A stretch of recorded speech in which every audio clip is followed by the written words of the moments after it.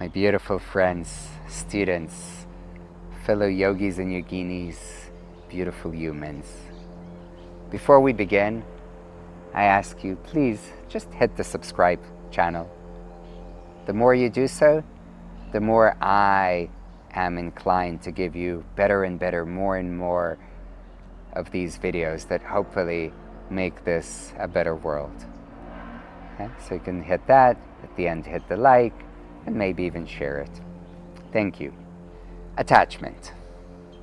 Oftentimes people think of spirituality as the practice of non-attachment. Sure, that's very true.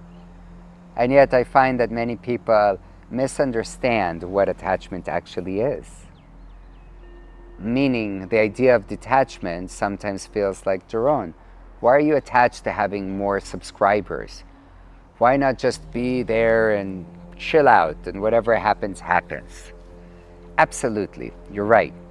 And yet, non-attachment doesn't mean non-action. It doesn't mean not having wisdom. It doesn't mean not caring. It means that even if you do not subscribe, I am going to keep creating content. To a certain degree, right? If I feel nobody's watching this, nobody's subscribing, it doesn't happen, maybe eventually I'll just give up. I'll say, okay, maybe they're not interested. I'm not here to force my opinions onto anybody. So things are always a little more complex than what we imagine them to be. Attachment is oftentimes to the process and more often to the result, to the outcome. In the Bhagavad Gita, Krishna teaches us to do the action, the right action, to practice out of service, out of karma, to follow our dharma, whatever our purpose is, whatever we're doing to make this a better place. But not to do it with an attachment to the outcome. We're not focusing on the Ferrari. I know, in the movie The Secret and in other places you've seen people tell you, envision your house, envision your house, envision your house, and then you'll buy it. Envision the Ferrari, envision the love of your life, the dark, tall, handsome, maybe he's blonde, I don't know, the beautiful woman, the smart partner. Sure, do that without the attachment. I like to do it not so much for things, but for outcomes that I know are good for me and for others, so that if I can learn to speak better, it will benefit myself as well as you. If I have a partner which is understanding, which is supportive of what I do, which allows me to support her in what she does, maybe we create together a better world. Maybe together we have better influence on what may or may not be on this planet. And yet, if tomorrow there is no new partner coming to my life, that's what it is. I wake up, I still go throughout my day and do the best that I can.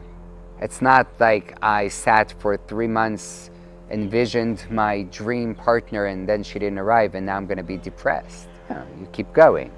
That's where the non-attachment happens. Not by not wishing, doing your best, but by not clinging, attaching, holding on to the outcome, the way you think it should be, the way you're hoping it to be. And hope is good. I hope for a lot of things. I'm not expecting them to be exactly as I hope for them to be. They rarely are. Oftentimes, they're not as good as we hoped for. Sometimes they're better than we hoped for. Great. Whatever happens, happens.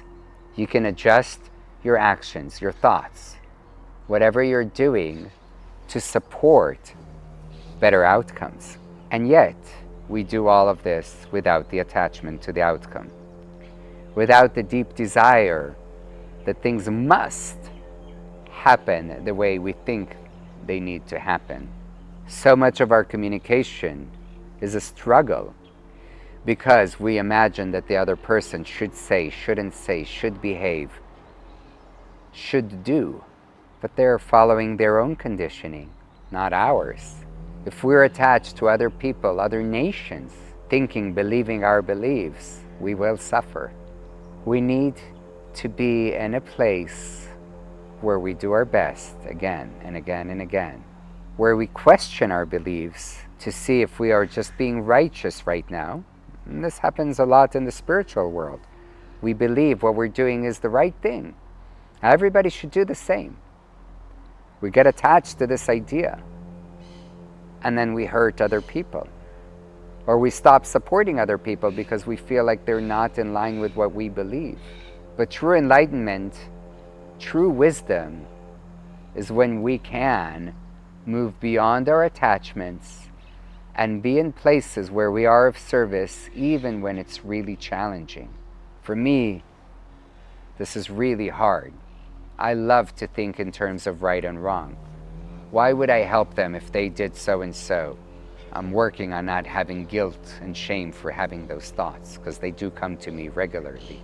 But I practice the awareness of noticing these thoughts and seeing, can I act differently than my instinctive, conditioned thoughts? This is part of releasing attachment. Releasing attachment to the way we saw things until now. Releasing attachment to conditioning we have from the time we were babies, 6 years old, 4-year-old. We're still oftentimes unconsciously attached to those same ideas, those same conditionings. And the practice is to step away from that, to be so conscious in the present where we can really take the action that is appropriate for right now. Sure, considering the future, absolutely learning from the past, and at the same time doing what really is the right thing right now. In a year, the right thing right now might feel different, but at the moment, as long as we did the best that we could, there's nothing to regret, because we chose to do this according to our enlightened version as much as we could, considering the past, considering the future, but functioning according to the present moment, according to what we see as appropriate right now. So don't be attached to the outcome, don't be attached to the decision, and understand that anything you're doing ideally, hopefully, the best that you can, and then whatever happens, happens, no attachment. To summarize, I won't say best as you can because I said it already a million times.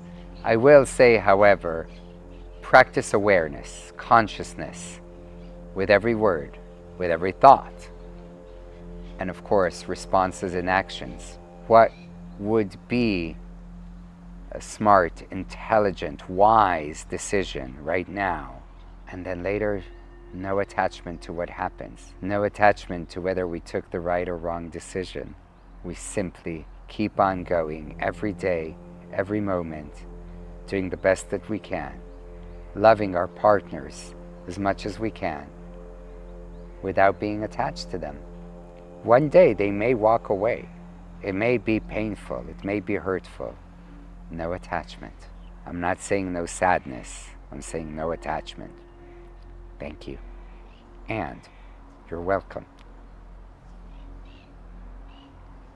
Namaste.